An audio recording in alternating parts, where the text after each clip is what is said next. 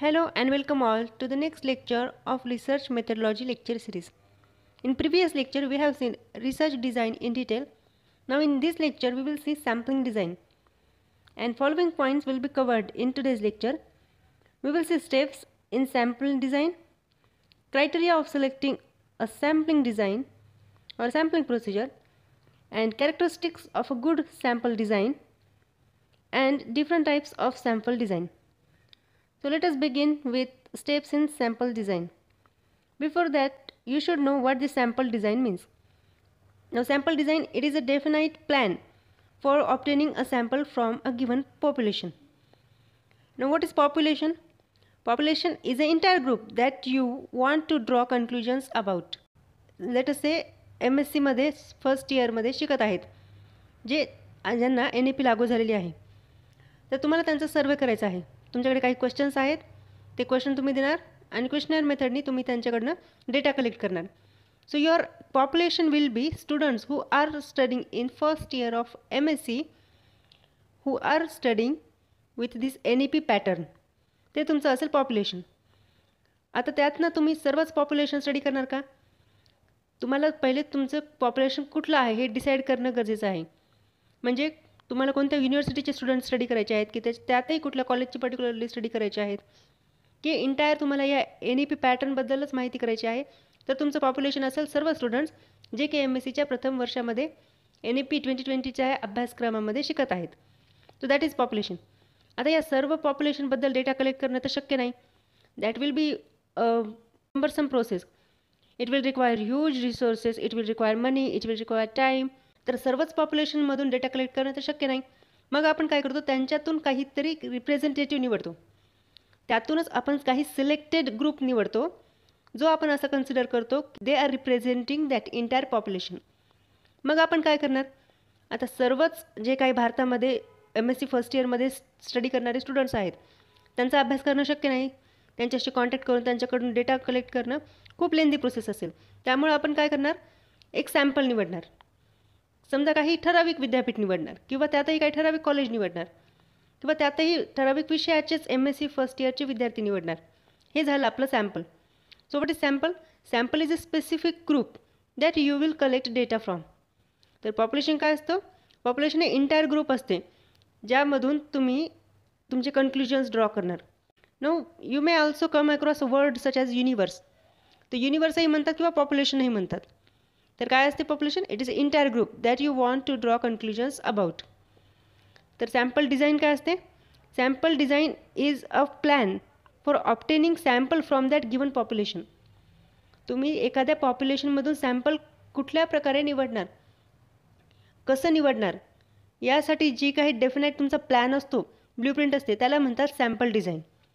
So it is a technique or procedure that you will use for obtaining a sample from particular population or universe. तर हे population जे असते त्यातले सर्वच जर आपण आयटम्स किंवा आपलं जे काही ऑब्जेक्ट्स असतील त्यांना मोजलं तर that is called as census inquiry. Census inquiry काय असते? It is a complete enumeration of all the items, all the objects in that population. तर त्यातल्याच काही सिलेक्टेड सॅम्पलचं जर आपण मेजरमेंट केली और इन्युमरेशन केलं, त्यांचा जर सिलेक्टेड या सॅम्पलचा जर अभ्यास केला तर त्याला त्या सर्वेला म्हणतात sample survey. Census survey is a survey of entire population, whereas sample survey will be survey conducted to obtain data from that particular sample. So these are the terminologies that you should know before beginning this sampling design lecture.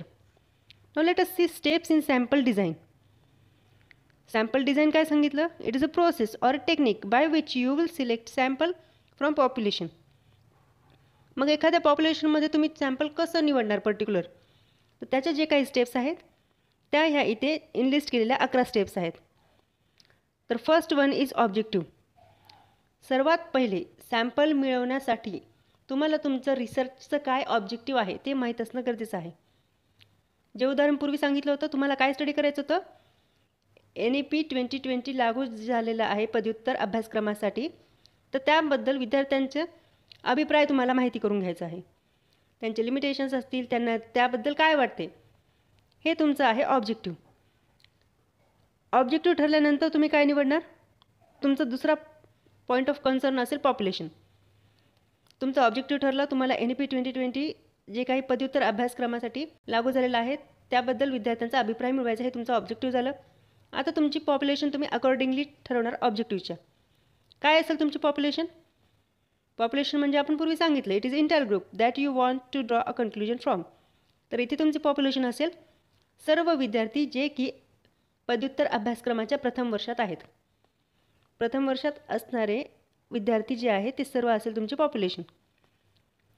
आता सर्वच्या सर्व population अभ्यासणं शक्य नाही, त्यांच्याकडून data मिळवणं शक्य नाही. त्यामुळे तुम्ही काय करणार, त्यातून काहीतरी सॅम्पलिंग युनिट निवडणार. सॅम्पलिंग युनिट आणि सॅम्पलिंग फ्रेम ह्या दोन टर्मिनॉलॉजीज आहे.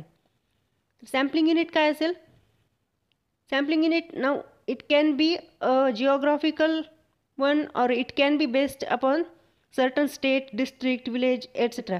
आपण सांगितलं होतं सर्व पॉप्युलेशन स्टडी करणं शक्य नाही, ते वेळही लागेल, त्यासाठी वेळ लागेल, खर्चही लागेल आणि खूप सारे आपले ह्युमन रिसोर्सेसही लागतील. त्यामुळे आपण एखाद्या पॉप्युलेशनमधून सॅम्पल ड्रॉ करणार. तर हे सॅम्पल तुम्ही नेमकं कसं डिफरन्शिएट करणार?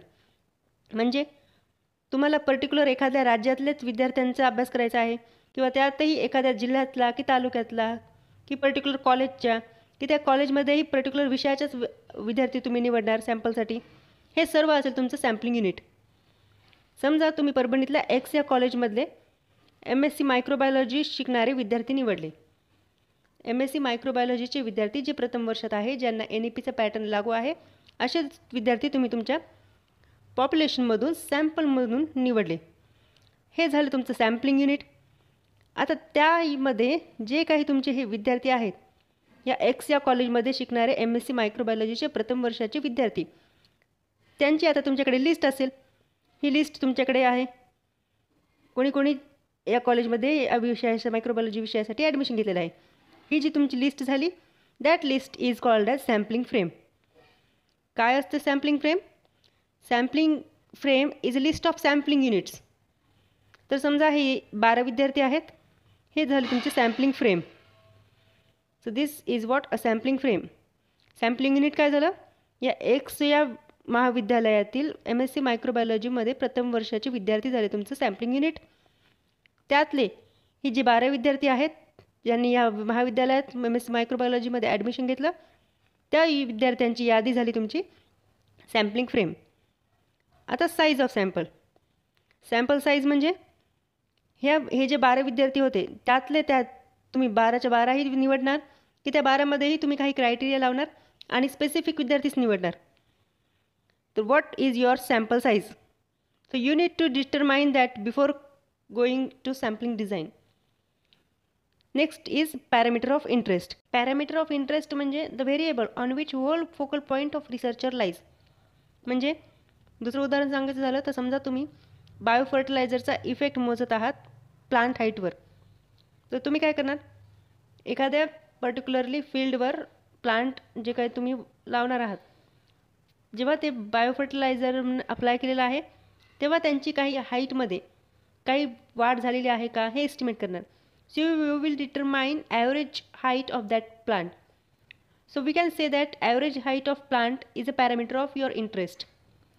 तर जे काही व्हेरिएबल असेल जे तुमच्या पर्टिक्युलरली रिसर्चचा फोकस पॉईंट आहे ते असेल parameter of interest. No next step of sample design is data collection. तुम्ही डेटा कशा प्रकारे निवडणार आहात, कसा डेटा कलेक्ट करणार आहात? आता डेटा कलेक्शनचे वेगवेगळे मेथड आहेत जे आपण नेक्स्ट लेक्चरमध्ये पाहणार आहोत. तर जसं पूर्वीच्या उदाहरणामध्ये सांगितलं, MSc मायक्रोबायोलॉजीच्या विद्यार्थ्यांचा तुम्ही सर्वे करणार आहात, तर that is a method of data collection, survey method. Next step or point to be concerning regarding the sample design is non respondence. म्हणजे हे जे 12 विद्यार्थी होते ज्यांच्याकडून तुम्हाला आता डेटा मिळवायचा आहे, हे 12 विद्यार्थ्यांची तुमच्याकडे यादी आहे. आता या 12पैकी तुम्ही एक सॅम्पलिंग टेक्निक वापरून हे 3 विद्यार्थी सिलेक्ट केलेले आहेत. Know these 3 will be your sample. आता तुम्ही यांना काय दिलेलं आहे, एक तर तुम्ही त्यांचा इंटरव्ह्यू घ्या किंवा त्यांना क्वेश्चनर दिलेली आहे. त्यामध्ये काय असतील, क्वेश्चन्स असतील, तुमच्या रिसर्चशी संबंधित काही क्वेश्चन्स असतील ज्यावर डिपेंड तुम्हाला डेटा मिळवायचा आहे. तर आता काय होईल, समजा हे 3 विद्यार्थी आहेत जे तुम्ही सॅम्पल म्हणून निवडलेत आणि तुम्ही त्यांना काय म्हणून निवडले, you have selected them as a representative of all the students who are enrolled for MSc first year. त्यातही MSc म्हणण्यापेक्षा पदव्युत्तर प्रथम वर्षाचे विद्यार्थ्यांचं ते प्रतिनिधित्व करत आहेत असे म्हणून तुम्ही या तिघांना निवडलं आहे. परंतु समजा आता या तिघांपैकी एक विद्यार्थी आहे ज्याने की तुम्ही जे काही क्वेश्चन्स दिले त्यातल्या काहीच क्वेश्चन्सचे त्याने ॲन्सर दिलं, किंवा या विद्यार्थ्याला आपण असं म्हणूयात की घाई होती, तर लवकर घरी जायचं होतं असं समजूयात. मग त्याने काय केलं, घाईमध्ये कसे तरी या क्वेश्चन्सचे ॲन्सर दिले. So that student was not much concerned about what data he or she is giving. त्याला माहीतच नाही याचं गांभीर्य काय होतं, त्याने तुम्हाला डेटा दिला आहे, काही प्रश्न तसेच रिकामे सोडले. So we can say that is what a non respondent is. Non respondent म्हणजे काहीतरी प्रॅक्टिकल डिफिकल्टी आली असं समजूया, त्यामुळे जो काही तुमचा डेटा मिळालेला आहे तो पूर्ण नाही मिळू शकला. So this is what a non response is. आता या नॉन रिस्पॉन्समुळे काय झालं, तुमचा जो काही कंप्लीट डेटा तुम्हाला मिळालेला आहे या तिघांकडून त्यामध्ये बदल झाला. So that data is not actually reliable and that is not a representative of whole population. So this is what non respondent. तर अशा वेळी रिसर्चरचं काय काम आहे, इथे जे काही नॉन रिस्पॉन्स आहे त्याचं कारण या रिसर्चरनी शोधून काढणं गरजेचं आहे. आणि हे जो काही त्याचा ॲक्च्युअल डेटा आहे त्यामध्ये एक तर तो नमूद करणं गरजेचं आहे, किंवा मग अशा वेळेस त्याने सॅम्पलच केअरफुली निवडणं गरजेचं आहे. Next step is proper sampling design. Sampling डिझाईनचे प्रकार आहेत ते आपण पुढे पाहणार आहोत. तर रिसर्चरनी सॅम्पल जे काही निवडणं आहे पॉप्युलेशनमधून त्यासाठी प्रॉपर सॅम्पलिंग डिझाईन निवडणं गरजेचं आहे. Next point is organising field work. Organising field work म्हणजे कुठल्याही प्रकारचं तुमची डेटा कलेक्शनची मेथड असेल, सर्वे मेथड असेल, इंटरव्ह्यू मेथड असेल, त्याचं तुम्ही ॲक्च्युअल कशी वर्क करता फील्डवर, that is what organising field work is. So success of any survey or any data collection method depends upon reliable field work. म्हणजे तुम्ही जे काही सॅम्पल कलेक्शनसाठी रिसर्चर कुठला निवडला आहे, तुमचा सुपरवायझर कुठला आहे, तुम्ही जर इंटरव्ह्यू घेत आहात तर त्या जो पर्सन इंटरव्ह्यू घेत आहे त्याला तुम्ही प्रॉपर ट्रेनिंग दिली का, की कशाप्रकारे रिस्पॉन्डंट म्हणजे ज्यांच्याकडून डेटा कलेक्ट करणार आहात, कशाप्रकारे त्याने त्या रिस्पॉन्डंटला हँडल केलं पाहिजे, किंवा कशाप्रकारे त्याने क्वेश्चन्स विचारले पाहिजे जेणेकरून त्याला रिस्पॉन्डंटनी चांगल्या प्रकारे फ्रेंडली और कोऑपरेटिव्हली ॲन्सर देणं गरजेचं आहे. हे सर्व येते ऑर्गनायझिंग फील्ड वर्कमध्ये. How well you are organising your field work. Next one is pilot survey.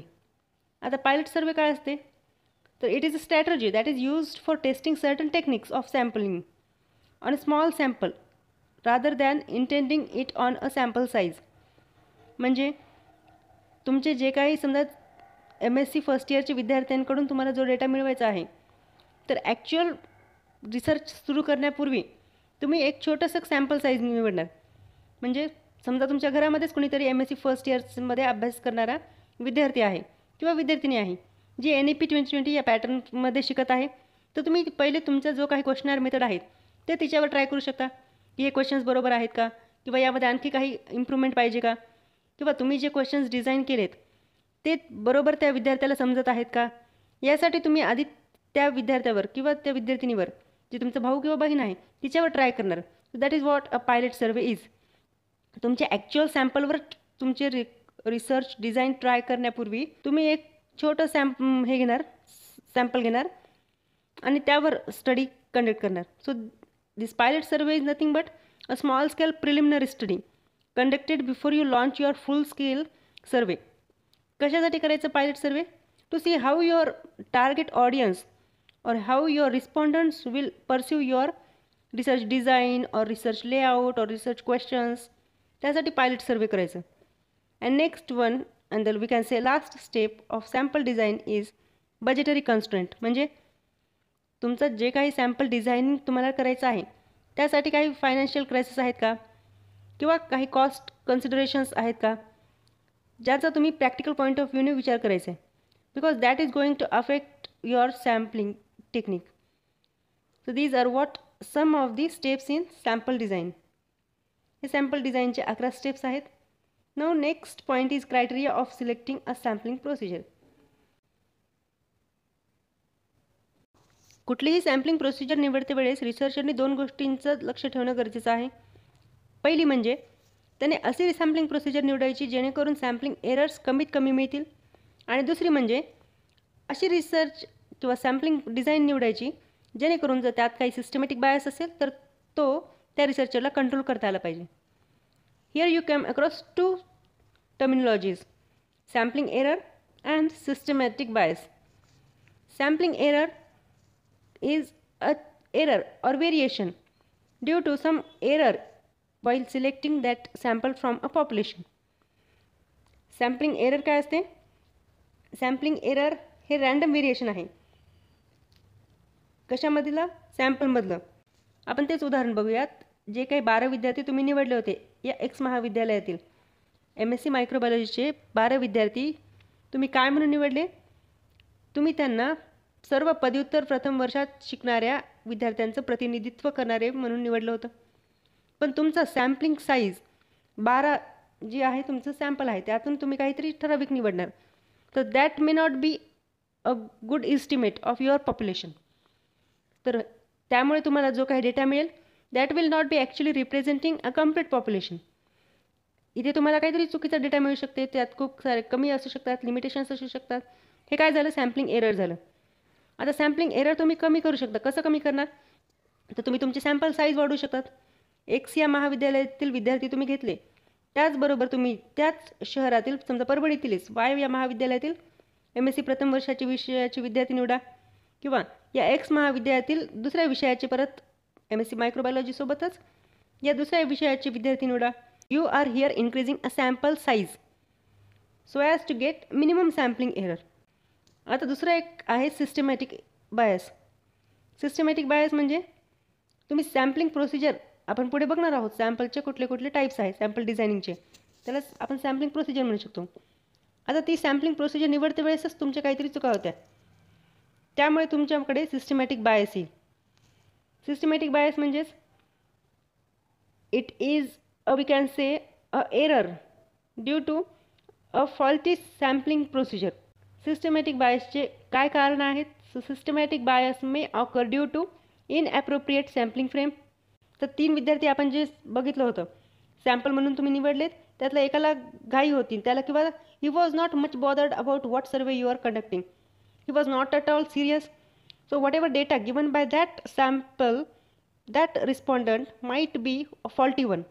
So that we can say inappropriate sampling frame. Next cause of this systematic bias can be defective measuring device. Defective measuring device म्हणजे आता इथे measuring device म्हणजे नेहमीच काही machine असली पाहिजे असं गरजेचं नाही. समजा तुम्ही काहीतरी सायंटिफिक एक्सपेरिमेंट करत आहात, समजा एखादा मीडियाचा तुम्ही pH व्हॅरी केला, पण pH मीटर तुमचा फॉल्टी होता, तर तुम्ही म्हणू शकता की त्यामुळे काहीतरी एरर येईल. कशामुळे आला एरर? या फॉल्टी pH मीटरमुळे. So that we can say that a defective measuring device. किंवा डिफेक्टिव्ह मेजरिंग डिव्हाइस म्हणजे तुमचा सुपरवायझर किंवा रिसर्चरसुद्धा डिफेक्टिव्ह मेजरिंग डिव्हाइसमध्ये येऊ शकतो. तुम्ही म्हणजे एक रिसर्चर आहे जो या स्टडीमधला सर्वे कंडक्ट करत आहे, तर तो रिसर्चर जर बायस्ड असेल किंवा या 3 विद्यार्थी त्याने निवडले, पण कसे निवडले? त्याच्या ओळखीचेच 3 विद्यार्थी त्याने जर निवडले तर रिसर्चरसुद्धा रिस्पॉन्सिबल असू शकतो सिस्टमॅटिक बायससाठी. Next cause can be non respondent. जसं पहिले सांगितलं होतं, या 3 पैकी एक विद्यार्थ्याने इनकम्प्लीट डेटा दिलेला आहे. So that is what a non respondent and that will lead to systematic bias. Next cause can be indeterminacy principle. Indeterminacy principle म्हणजे आता इथे इंडिव्हिज्युअल जे काय आहेत, म्हणजे हे 3 जे विद्यार्थी होते, those might be acting differently under observation. म्हणजे आता तिथे तुम्हाला डेटा कलेक्ट करायचा आहे, तुम्ही जर त्यांना 1 तासाची सवलत दिली, क्वेश्चनायर मेथडने तुम्ही डेटा कलेक्ट करत आहात, त्यांना 1 तास दिला हे कम्प्लीट फॉर्म भरण्यासाठी, कम्प्लीट क्वेश्चन्सला रिस्पॉन्स देण्यासाठी, आणि 1 तासामध्ये मग आता त्यांना एकतर टाईम कन्स्टंट होता किंवा त्यांना दुसरे काही काम होतं किंवा त्यांना लवकर घरी जायचं असेल, त्यांनी याचे ॲन्सर्स रँडमली देऊन टाकले. ऑन द कॉन्ट्ररी, समजा तुम्ही त्यांना हे क्वेश्चनायर देऊन टाकलं क्वेश्चन्स आणि तुम्ही त्यांना सांगितलं की हा डेटा जो आहे तो उद्या आणा, तर कदाचित असं होऊ शकते की घरी गेल्यानंतर निवांत जेव्हा ते क्वेश्चन्स वाचतील तेव्हा त्यांचा रिस्पॉन्स वेगळा असेल. ऑन द कॉन्ट्ररी इथे तुम्ही जर त्यांना 1 तासाचं तुमच्या ऑब्झर्वेशनमध्ये सुपरविजनमध्ये तुम्ही त्यांना जो टाईम दिला होता तेव्हा तुम्हाला वेगळा डेटा मिळेल. घरी जर तुम्ही त्यांना हे जर तुमचे क्वेश्चन्स दिले तर तुम्हाला वेगळा रिस्पॉन्स मिळेल. So that is what indeterminacy principle is. म्हणजे individual act differently when they are kept under observation. And next can be unnatural bias in the reporting of data. आता नॅचरल बायस काय असेल? Natural bias can be a biasness of that particular sample, or it can be a biasness of that particular researcher who is collecting that data. इथे तुमचा जो काही data मिळाला आहे ते रिपोर्ट करण्यामध्ये काही नॅचरल इन्स्टिंक्ट जे असतात त्याचं बायसनेस इंटरफेअर करेल. एक वेगळं उदाहरण सांगायचं झालं तर समजा एका ॲव्हरेज सोसायटीमधला इन्कमचा सर्वे सुरू आहे. तर साहजिकच जेव्हा तो डेटा इन्कम टॅक्स डिपार्टमेंट मिळवेल तेव्हा लोक त्यांचं इन्कम कमी सांगतील. So that will B downward bias. On the contrary समजा एक सर्वे केला गेलेला आहे त्यांचं लोकांचं सोसायटी स्टेटस काय आहे ते माहिती करण्यासाठी, किंवा एखाद्या त्यांना रिलेटिव्हने विचारलं what is your average income, तेव्हा तो जो त्यांचा डेटा इन्कम असेल people will boost their income. So that will be upward bias. These are natural bias that might interfere with data that you have obtained. So these are what criteria that you should keep in mind while selecting a sampling procedure. Now we will see different characteristics of good sample design. एखाद्या sample डिझाईनला तुम्ही चांगली केव्हा म्हणणार, त्यात कुठले characteristics असणं गरजेचं आहे. So let us see all these characters one by one. तर एखादी रिसर्चमधली सॅम्पल डिझाईन चांगली तेव्हा म्हणता येईल जेव्हा ती एखाद्या पॉप्युलेशनला रिप्रेझेंट ॲक्युरेटली करेल. So that sample must be a good representative of a complete universe or a population. Sample design is said to be good when it results in a small sampling error. That sampling error कमीत कमी असेल तेव्हा आपण म्हणणार की sample design चांगली आहे. Now that sample design should be viable in context of funds available for research study. Sample design मिळवण्यासाठी कमीत कमी खर्च आला पाहिजे. That we have seen in budgetary constraint. If it is in context of funds or economic whatever constraints you have for that particular research, we can say that that sample design is a good one. Now sample design should be such that whatever systematic bias is present in that research that should be controlled. आपण बघितलं होतं की sampling design चांगली तेव्हाच म्हटलं जाईल जेव्हा त्यामध्ये सॅम्पलिंग एरर कमीत कमी असेल आणि सिस्टमॅटिक बायस कंट्रोल करता आलं पाहिजे.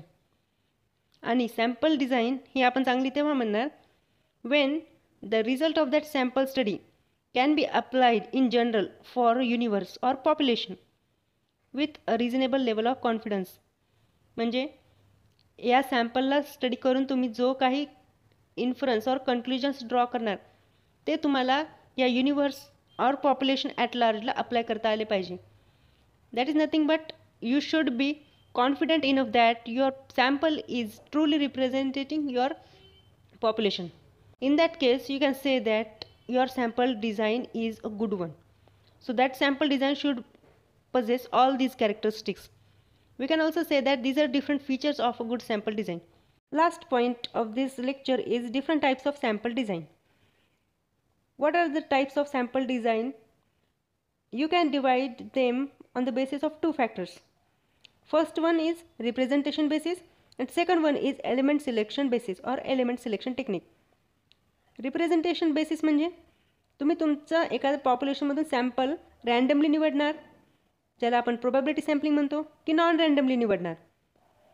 नॉन रँडमली म्हणजे तुम्ही पर्पजफुली काहींना निवडणार, काहींना वगळून टाकणार. That is what a non probability sampling is. Probability sampling म्हणजे एखाद्या पॉप्युलेशनमधून सॅम्पल म्हणून निवडल्या जाण्याची प्रत्येकाची जी काही शक्यता आहे ती इक्वल आहे, प्रत्येकाला इक्वल चान्स आहे. It is called as chance pro sampling. हे येतं रिप्रेझेंटेशन बेसिसमध्ये. आणि दुसरा घटक आहे एलिमेंट सिलेक्शन बेसिस. आता एलिमेंट सिलेक्शन बेसिस म्हणजे either it can be unrestricted or it can be restricted. आता हे जे तुमचं आहे हे पॉप्युलेशन आहे. These 5 we can say samples.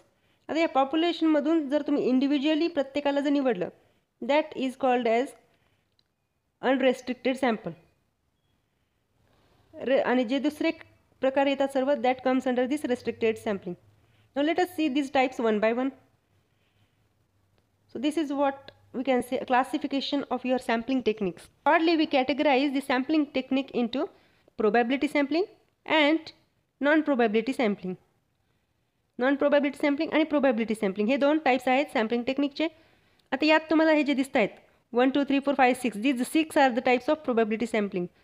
Probability sampling can be a simple random sampling, it can be by systematic random sampling, stratified random sampling, cluster random sampling, sequential multiphase random sampling, or it can be a sampling with probability proportional to size. हे 6 जे उदाहरण आहेत हे उदाहरण आहेत probability sampling चे.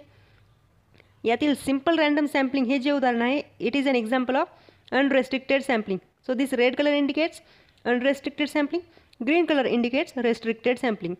Unrestricted sampling म्हणजे काय, तुम्ही पॉप्युलेशनमधून सॅम्पल इंडिव्हिज्युअली निवडणार, दॅट इज अनरेस्ट्रिक्टेड सॅम्पलिंग. आता येऊयात नॉन प्रोबॅबिलिटी सॅम्पलिंगकडे. नॉन प्रोबॅबिलिटी सॅम्पलिंगचे हे 4 प्रकार आहेत. या व्यतिरिक्त आणखी प्रकार आहेत, पण आपण हे प्रोबॅबिलिटीचे 6 आणि नॉन प्रोबॅबिलिटीचे 4 असे 10 एक्झाम्पल्स बघणार आहोत सॅम्पलिंग टेक्निकचे. तर नॉन प्रोबॅबिलिटी सॅम्पलिंग म्हणजे काय असते, तुम्ही डेलिब्रेटली काही ठराविकच सॅम्पल निवडणार. इथे तुम्ही बायस्ड आहात किंवा तुमच्याकडे काहीतरी कारण आहे की तुम्ही हेच का निवडणार. रँडमली निवडणार का नाही. एखाद्या पॉप्युलेशनमधून प्रत्येक इंडिव्हिज्युअलचा निवडल्या जाण्याचा चान्स किंवा शक्यता इक्वल नसती या नॉन प्रोबॅबिलिटी सॅम्पलिंगमध्ये. तर नॉन प्रोबॅबिलिटी सॅम्पलिंगची काय काय उदाहरणं आहेत, convenience sampling, judgement sampling, quota sampling and snowball sampling. These 4 are the examples of non-probability sampling. Let us begin with probability sampling. आता प्रोबॅबिलिटी सॅम्पलिंग काय असते, it is based on the concept of random selection. प्रत्येकाचा निवडल्या जाण्याचा शक्यता सारखीच आहे. That is why this probability sampling is also called as chance sampling. आता इथे काय असते प्रोबॅबिलिटी सॅम्पलिंगमध्ये प्रत्येक सॅम्पलिंग युनिट काय आहे, it is a representative of this population. So here each sampling unit has a non-zero probability of being selected. आता आठवा ते तुमचं उदाहरण MSc फर्स्ट इयरचे एक्स महाविद्यालयातील मायक्रोबायोलॉजीचे हे 12 विद्यार्थी आहेत. या 12पैकी तुम्हाला 3 निवडायचे आहेत. तर या प्रोबॅबिलिटी सॅम्पलिंगमध्ये प्रत्येकाची निवडल्या जाण्याची शक्यता किंवा चान्स सारखाच असतो. आता या प्रोबॅबिलिटी सॅम्पलिंगमधलं आपण पहिलं बघूयात सिम्पल रँडम सॅम्पलिंग. तुम्ही हे उदाहरण लक्षात ठेवा, कारण हे पुढचे जे सॅम्पलिंग आपण बघणार आहोत टेक्निक त्या प्रत्येकामध्ये आपण हेच उदाहरण वापरणार आहोत. तर सिम्पल रँडम सॅम्पलिंगमध्ये काय आहे, सिम्पल रँडम सॅम्पलिंगमध्ये हे जे 12 विद्यार्थी आहेत त्यापैकी प्रत्येकाचं निवडल्या जाण्याची शक्यता सारखीच आहे.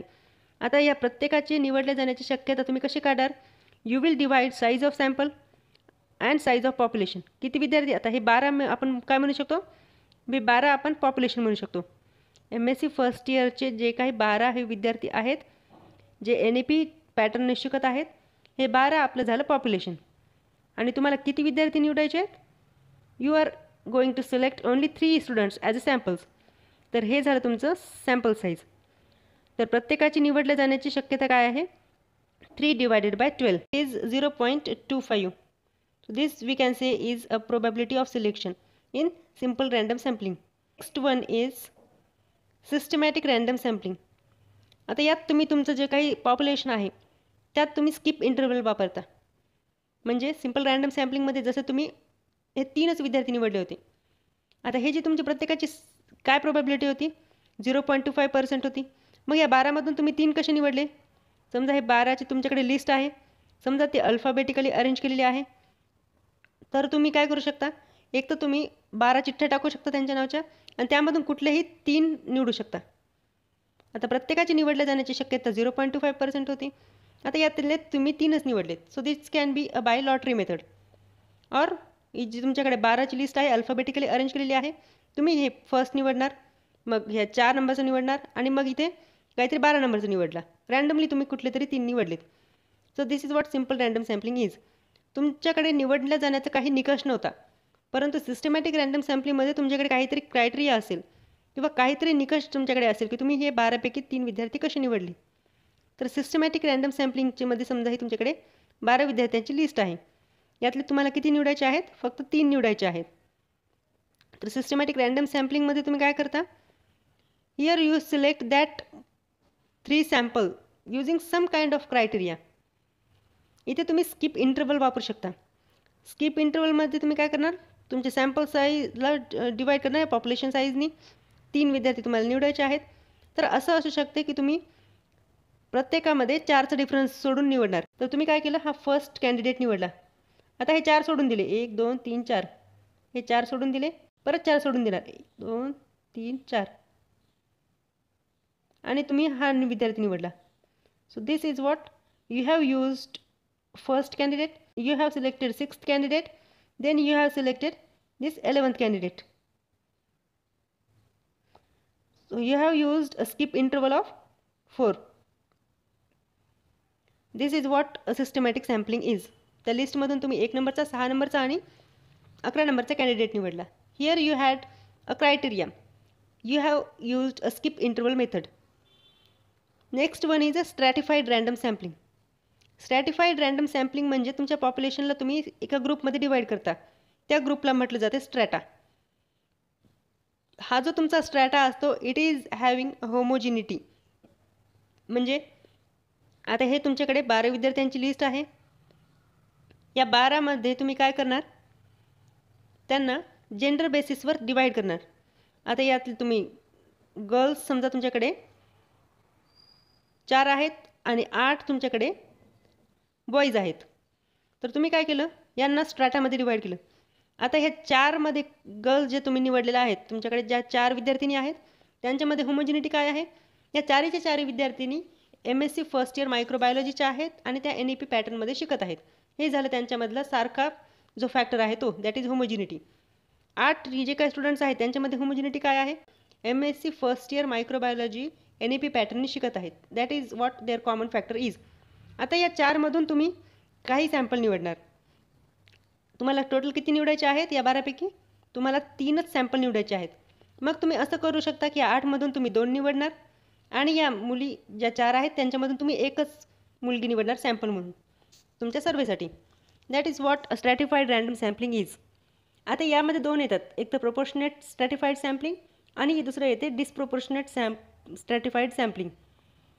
प्रोपोर्शनेट स्ट्रॅटिफाईड सॅम्पलिंग म्हणजे काय, इथे जे तुमचं स्ट्रॅटा आहेत, इथे तुमच्याकडे किती स्ट्रॅटा आहेत, 2 स्ट्रॅटा आहेत. स्ट्रॅटा तुम्ही कशाच्या बेसिसवर डिवाईड केलं, जेंडरच्या बेसिसवर.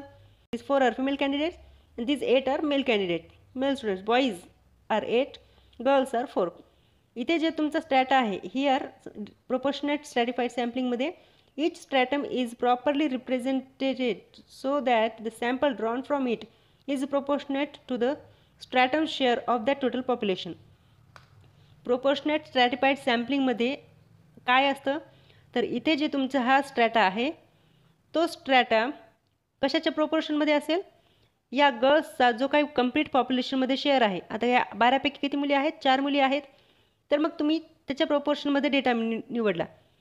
तर इथे जो तुम्ही एक कॅन्डिडेट निवडला आणि इथून तुम्ही 2 बॉईज निवडलेत. So this is what a proportionate stratified sampling is.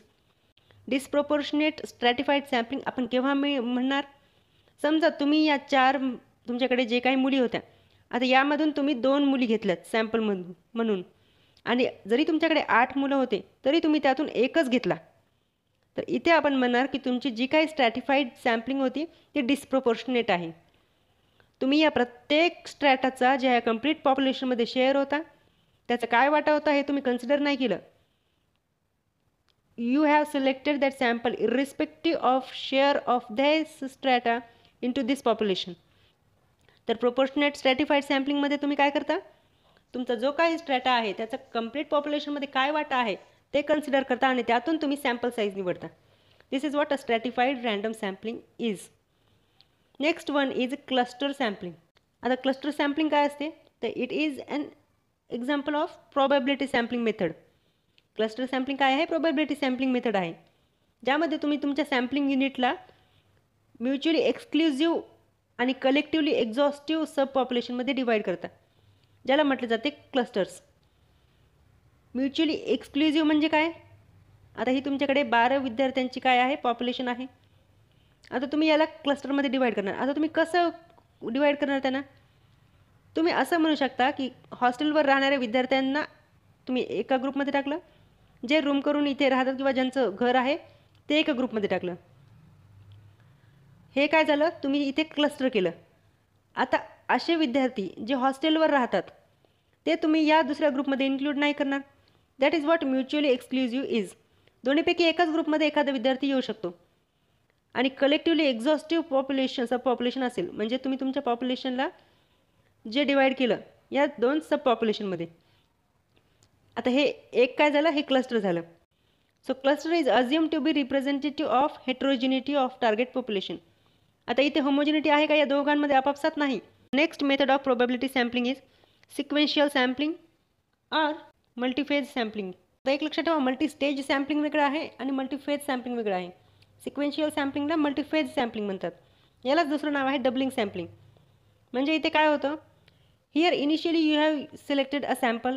You have used that sample for collecting preliminary information of your interest, and later that subsample of this primary sample is used to examine matter in more detail.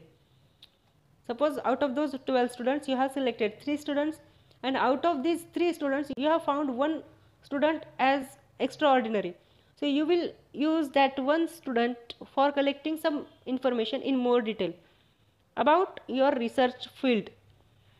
In that earlier survey methods, you might not have covered all the points about NEP, but while discussing or collecting data from that one extraordinary student, you find that there are some lacunas and you need to study that in more detail.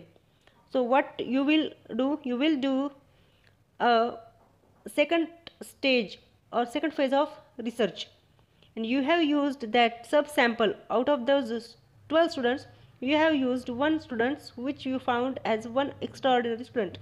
So you will be using it for collection of more information. This is what a sequential sampling is. इथे तुमचा primary M जो होता data collection तो इथे झालेला आहे, परंतु आता तुम्हाला जसं जसं तुम्ही तुमच्या रिसर्चमध्ये पुढे जाल तसं तुमच्या लक्षात आलं की अरे यामध्ये तर आणखी ह्या ज्या त्रुटी होत्या ते या एका स्टुडंटला वापरून तुम्ही आणखी डेटा मिळवू शकता. That is what multiphase sampling is. Next and the last method of this probability sampling is sampling with probability proportional to size. तुमच्याकडे खूप मोठा डेटा आहे. आता तुम्ही एक कन्सिडर करू शकता की एक विद्यापीठ आहे, समजा स्वामी रामानंद तीर्थ मराठवाडा युनिव्हर्सिटी नांदेड आहे.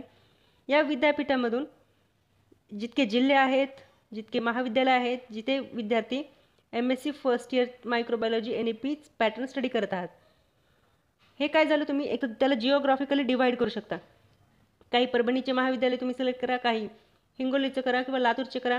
You have geographically divided that whole population into clusters. That is why it is also called as area sampling. आता इथे जे तुमचे क्लस्टर्स आहेत that you have divided based upon geographical area. what you can do, you can consider whatever the number of college this each district has. Based upon proportion of that colleges with respect to the number of students, you will select your samples. या क्लस्टरमध्ये किती students आहेत त्यावर तुमचं जे काही sample आहे जे तुम्ही निवडणार आहात that will be proportional to the complete size of this cluster. या पूर्ण जिल्ह्यामध्ये किती महाविद्यालय आहेत, त्या किती विद्यार्थी स्टडी करतात यावर बेस्ड असेल तुमची sample size. This is what sampling with probability proportional to size. Now let us see the second type of sampling technique, which is non-probability sampling. Non-probability sampling is also called as non-random sampling. Here data whatever you have collected that cannot be generalized to population. कशामुळे तुम्ही जे काही पॉप्युलेशनमध्ये तुमचं sample निवडलं आहे ते तुम्ही डेलिब्रेटली निवडलं आहे, पर्पजफुली तुम्ही काही न सिलेक्ट केलं. तुम्ही ऑलरेडी इथे जर तुमचं सॅम्पल निवडण्यामध्ये बायस्ड आहात, त्यामुळे जे काही तुम्हाला कन्क्लुजन्स या डेटा कलेक्शन मेथडमधून मिळतील ते तुम्ही जनरल पॉप्युलेशनसाठी अप्लाय करू शकत नाहीत. मग का करायची ही सॅम्पलिंग मेथड? तर इथे तुम्ही फक्त डेटा कलेक्शनमध्ये इंटरेस्टेड आहात, फक्त तुमच्या माहितीसाठी. समजा असा जेव्हा डेटा तुम्ही निवडता तेव्हा तुम्ही नॉन प्रोबॅबिलिटी सॅम्पलिंग मेथड वापरू शकता. So when you are less concerned about generalizability and you are more concerned about some preliminary kind of information, at that point only you can use this non-probability sampling. Now whatever the methods we are going to see in this non-probability sampling, all are non-random sampling. Let us see first one. First one is a convenience sampling. म्हणजे जे तुमच्याकडे 12 विद्यार्थी होते MSc first year microbiology x महाविद्यालयातील, ह्या 12मधून तुम्हाला किती निवडायचे आहेत? 3 विद्यार्थी निवडायचे आहेत. तर समजा या 12पैकी माझ्याकडे 3 विद्यार्थ्यांचा फोन नंबर आहे किंवा हे 3 विद्यार्थी माझ्या घराजवळ राहतात. तर मी काय करणार, हे 3 विद्यार्थी निवडणार. आता मी हे रँडम निवडले का? नाही, मी पर्पजफुली हे 3 विद्यार्थी निवडले. कशावरून निवडले? Because I found these 3 students more conveniently operated, or I can easily assess these 3 students. So I selected them as a sample from these 12 units, from these 12 students.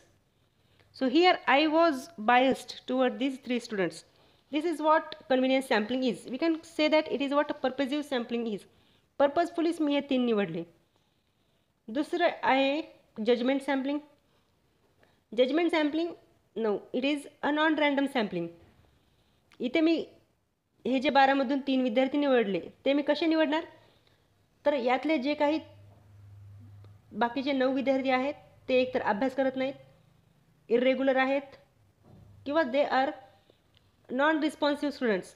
आणि ह्यातले 3 विद्यार्थी असे आहेत की ते ॲक्टिव्ह असतात, त्यांचे टेस्ट असाइनमेंट्स सबमिशन वेळेवर असते, चांगला रिस्पॉन्स देतात, 100% त्यांचे अटेंडन्स आहे.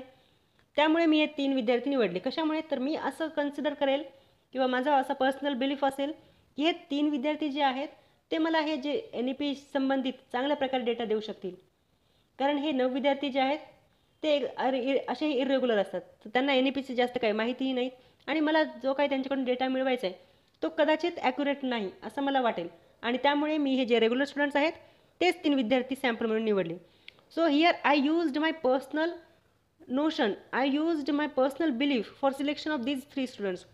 I was judgmental while selecting these 3 students. This is what judgment sampling is. आता इथे तुम्हाला सॅम्पलिंग एरर मिळणार. कशामुळे?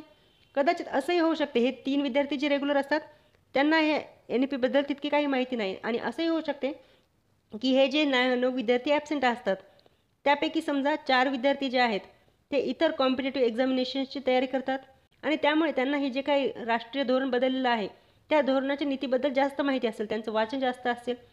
They might be well read in comparison with these 3 students. त्यामुळे मला जो काही डेटा या 4कडून मिळेल तो निश्चितच या 3 स्टुडंट्सकडून मिळालेल्या डेटापेक्षा चांगला असेल. परंतु मी इथे माझं जजमेंट वापरून यांना वगळून टाकले या स्टडीमधून. So this might lead to experimental error, this might lead to sampling error, and here systematic biasness is present. This is what judgment sampling is. Next method of non-probability sampling is quota sampling. Quota sampling काय असते? तर तुम्ही काहीतरी एक कोटा निश्चित करून टाकणार. आता हे समजा महाविद्यालय आहे, त्यात MSc शिकणारे विद्यार्थी 40 गर्ल्स आहेत आणि 60 मुलं आहेत. मग तुम्ही काय करणार? काहीतरी कोटा सुनिश्चित करणार. समजा तुम्ही असं ठरवणार की जे पहिले 20 विद्यार्थी या सर्वे मेथडसाठी एनरोल करतील तेच तुम्ही निवडणार. किंवा तुम्ही असं ठरवलं की 14 विद्यार्थ्यांनी तुम्ही या सर्वे मेथडसाठी घेणार आणि 4च मुलं तुम्ही सर्वे मेथडसाठी निवडणार जे आधी एनरोल करतील किंवा जे स्वतःला या सर्वे मेथडसाठी रजिस्टर करतील किंवा जे त्यांची इच्छुक असतील असे तुम्ही 14 मुली आणि 6 मुलं निवडणार. Here you have assigned a quota. This is what a quota sampling is. So here it will be exclusively dependent upon researcher's decision. Next and last example of this non-probability sampling is snowball sampling. Snowball sampling काय असतं? Snowball sampling मध्ये दोन्हीही method येतात. Probability method येते आणि non probability method येते. कसं? तर इनिशियली जे तुम्ही तुमचे रिस्पॉन्डंट निवडणार डेटा कलेक्शनसाठी किंवा पॉप्युलेशनमधून सॅम्पल म्हणून जे रिस्पॉन्डंट तुम्ही निवडले ते तुम्ही रँडमली एक निवडला. समजा माझ्याच घरात माझी बहीण आहे जी MSc फर्स्ट इयरमध्ये शिकत आहे.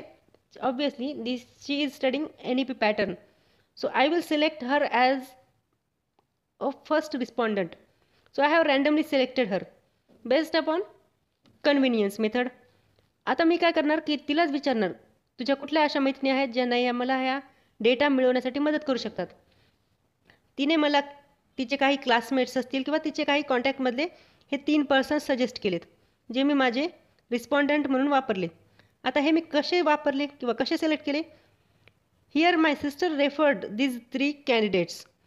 That is why it is also called as a referral sampling. This snowball sampling is also called as referral sampling. Here first I have selected this candidate, this respondent, using a probability method. Randomly I have selected her, and then this person referred me these 3 more respondents. So that is what a snowball sampling is. Hope you have understood all these terminologies and concepts related to sampling design. If you have any kind of doubt, you can freely ask them in comment section. Thank you.